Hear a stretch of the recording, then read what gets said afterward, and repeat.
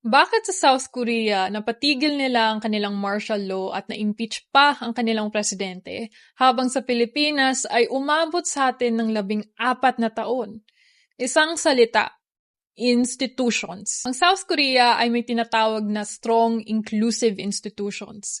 Ibig sabihin nito, nag-i-include ng mga tao ang kanilang sistema, ang kanilang judiciary, legislature, to civil society ay malakas at kayang magtaguyod ng pananagutan sa gitna ng authoritarian rule. May mga sapat na checks and balances sa sistema nila para hindi maabuso ang kapangyarihan. For example, ganito karami ang oposisyon nila. Actually, mas marami pa sa photo na ito at mas marami pa kaysa sa administrasyon. Kaya nagagawang nilang bumoto against sa martial law. Ganito karami ang oposisyon nila at ito ang pagkukulang sa Pilipinas. Mga malalakas na partido na alam mo talaga kung sino ay para